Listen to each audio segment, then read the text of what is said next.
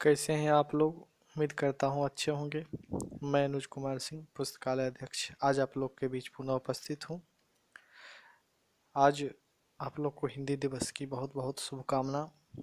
आज बात करेंगे हिंदी दिवस का इतिहास और उद्देश्य के संबंध में। हिंदी दिवस हिंदी भाषा के प्रचार प्रसार और उसके उपयोग के प्रोत्साहन के लिए समर्पित एक दिवस है। हिंदी दिवस प्रत्येक वर्ष 14 सितंबर को मनाया जाता है। 14 सितंबर 1949 को संविधान सभा ने एक मत से यह निर्णय लिया कि हिंदी ही भारत की राजभाषा होगी। इसी महत्वपूर्ण निर्णय के महत्व को प्रतिपादित करने तथा हिंदी को हर क्षेत्र में प्रसारित करने के लिए राष्ट्रभाषा प्रचार समिति वर्धा के अनुरोध पर वर्ष 1953 से पूरे भारत में 14 सितंबर को प्रति वर्ष हिंदी दिवस के रूप में मनाया जाता है।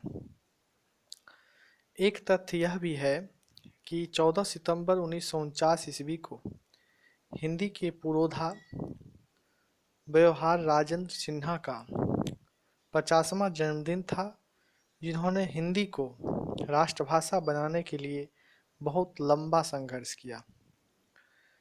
स्वतंत्रता प्राप्ति के बाद हिंदी को राष्ट्रभाषा के रूप में स्थापित करवाने के लिए काका कालेलकर, मैथिली शरण गुप्त, हजारी प्रसाद द्विवेदी, सेठ गोविंद दास आदि साहित्यकारों को साथ लेकर व्यवहार राजेंद्र सिन्हा ने अथक प्रयास किए। अब इसी परिप्रेक्ष्य में हिंदी दिवस का इतिहास जानना जरूरी है। वर्ष 1918 ईस्वी में गांधी जी ने हिंदी साहित्य सम्मेलन में हिंदी भाषा को राष्ट्रभाषा बनाने को कहा था। इसे गांधी जी ने जनमानस की भाषा भी कहा था। वर्ष 1949 ईस्वी में स्वतंत्र भारत की राष्ट्रभाषा के प्रश्न पर 14 सितंबर 1949 को काफ़ी विचार विमर्श के बाद यह निर्णय लिया गया, जो भारतीय संविधान के भाग 17 के अध्याय की अनुच्छेद 343(1) में इस प्रकार वर्णित है। संघ की राष्ट्रभाषा हिंदी और लिपि देवनागरी होगी। संघ के राजकीय प्रयोजन के लिए प्रयोग होने वाले अंकों का रूप अंतर्राष्ट्रीय रूप होगा। यह निर्णय 14 सितंबर को लिया गया। इसी दिन हिंदी के मूर्धन्य साहित्यकार व्यवहार राजेंद्र सिन्हा का 50वां जन्मदिन था। इस कारण हिंदी दिवस के लिए इस दिन को श्रेष्ठ माना गया था। हालांकि जब राष्ट्रभाषा के रूप में इसे चुना गया और लागू किया गया तो गैर हिंदी भाषी राज्य के लोग इसका विरोध करने लगे और अंग्रेजी को भी राजभाषा का दर्जा देना पड़ा। इस कारण हिंदी में भी अंग्रेजी भाषा का प्रभाव पड़ने लगा। अब हिंदी भाषा का प्रभाव पड़ने लगा। अब हिंदी दिवस का उद्देश्य जानना भी आवश्यक है। इसका मुख्य उद्देश्य वर्ष में एक दिन इस बात से लोगों को रूबरू कराना है कि जब तक वे हिंदी का उपयोग पूरी तरह से नहीं करेंगे तब तक हिंदी भाषा का विकास नहीं हो सकता है। इस एक दिन सभी सरकारी कार्यालयों में अंग्रेजी के स्थान पर हिंदी का उपयोग करने की सलाह दी जाती है। इसके अलावा जो वर्ष भर हिंदी में अच्छे विकास कार्य करता है और अपने कार्य में हिंदी का अच्छी तरह से उपयोग करता है, उसे पुरस्कार द्वारा सम्मानित किया जाता है।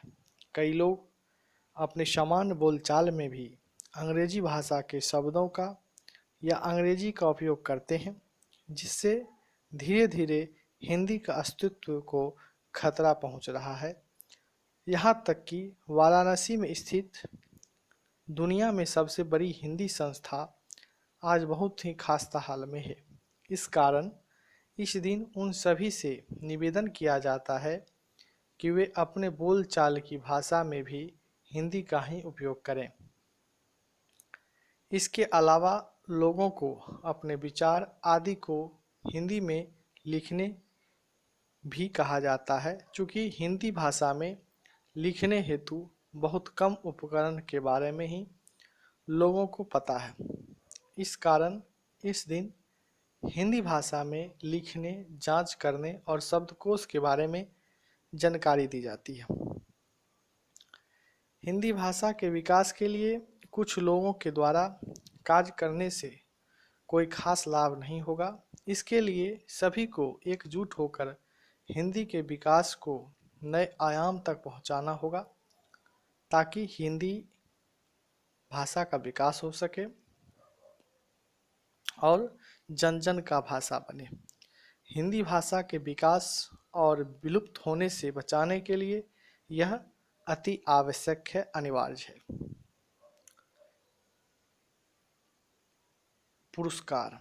हिंदी दिवस पर हिंदी के प्रति लोगों को उत्साहित करने हेतु पुरस्कार समारोह भी आयोजित किया जाता है, जिसमें कार्य के दौरान अच्छी हिंदी का उपयोग करने वाले को यह पुरस्कार दिया जाता है। यह पहले राजनेताओं के नाम पर था, जिसे बाद में बदलकर राष्ट्रभाषा कीर्ति पुरस्कार और राष्ट्रभाषा गौरव पुरस्कार दिया जाता है। राष्ट्रभाषा गौरव पुरस्कार लोगों को दिया जाता है, जबकि राष्ट्रभाषा कीर्ति पुरस्कार किसी विभाग, समिति आदि को दिया जाता है, ताकि